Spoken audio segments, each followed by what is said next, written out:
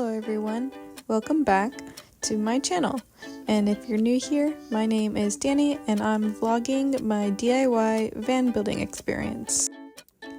In my last vlog, I was working on installing my batteries, and in this one, I'm finishing up my electrical system setup.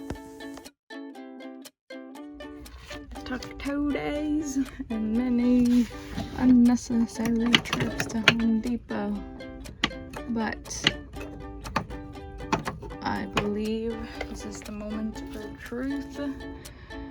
Here's everything wired up in parallel to the fuse of the 400 amp, down to the switch and this battery monitor shunt, so it's connected to my battery monitor. So now we're about to find out if I did everything right, because when I turn the switch it should turn on, then everything would be connected and it should turn on.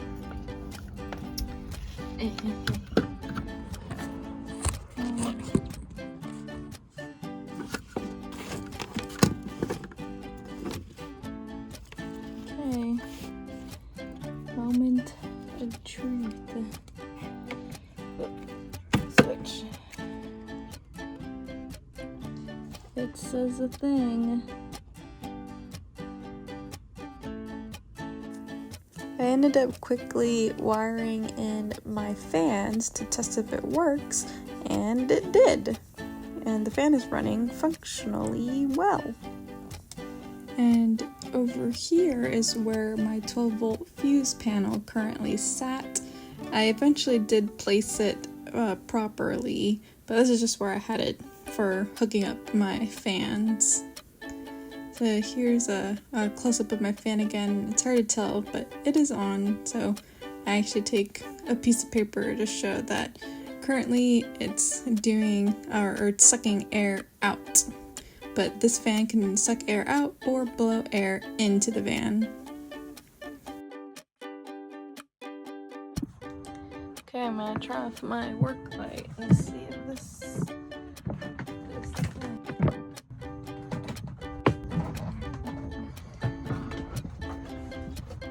Off goes the work light, and let there be light. Awesome.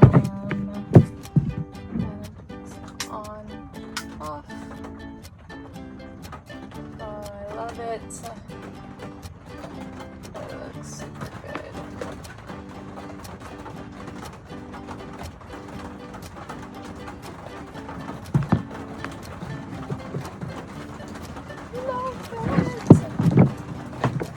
The next thing I started working on was my solar isolator switch and my solar charge controller.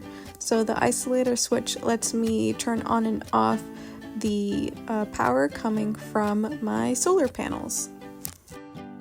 I followed the directions from explorers.life on how to wire this, and something to note is that I had 2 solar charge controllers because I had 2 solar array setups.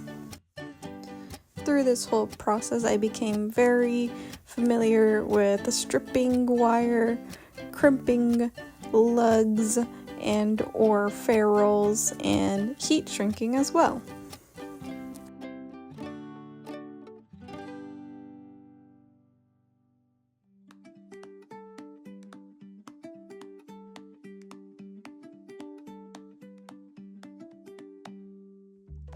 The sucky part was wiring to the controller. It was very tricky because it was in this awkward position and I hated it. They recommended to use ferrules, but they also said if it's not working out for you, it's not a necessity to use ferrules. So I ended up not using ferrules for my solar charge controllers. Okay, so not everything's finalized, of course. I still got some organization to do, but here is the isolator switch. This is off. Okay, it was just backwards. It was actually like the switch was backwards, but it's on now. I still gotta mount this thing, but everything should be good to go. Here's the battery monitor. So now, when I turn this on, there we go. And my solar charger is on, and my thing can do the thing. It's actually off right now, but could turn it on. And there we go. But I'm gonna keep it off because I don't need it on. And that's that. I just, so I left my solar panels connected and on, you know, because it was nighttime when I hooked it up, so I had no idea if they were working, and then I came, and now they're working! So my batteries are being charged as we speak. And here is a quick screenshot of what's on the Victron app to show my solar charging. With my roof solar array done, I started working on my shore power hookup. So here I'm working with some triplex wire and working on connecting that to the hookup that will stick on the exterior. Again, I'm following the directions from explorers.life. And here is the inverter that I wired some triplex as well. It's a little bit tricky here because of the tight space.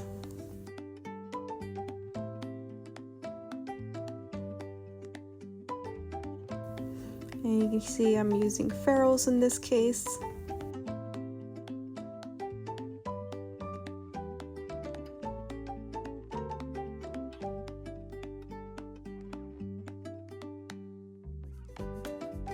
And here's a screenshot of what it looks like in the app. My inverter working with shore hookup. With that done, I started working on my my alternator charging source.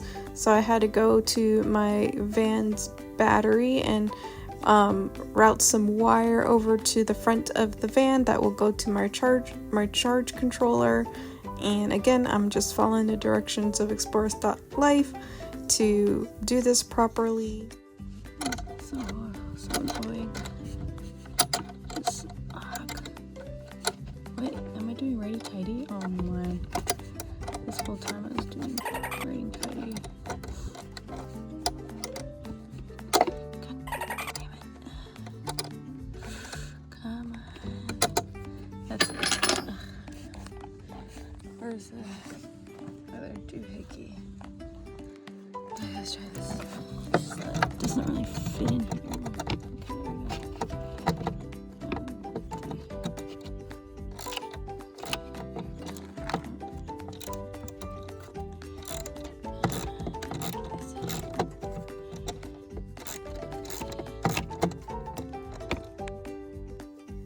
As you can see, this part also proved a little bit difficult because of the tight space constraints, but it all worked out in the end eventually.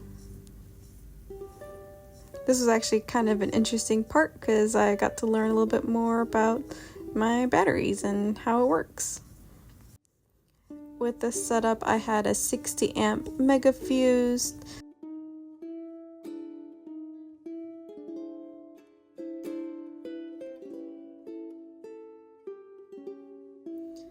and back at the charge controller, I wired everything up from the that went from the battery back to the charge controller, from the charge controller to the Lynx distributor.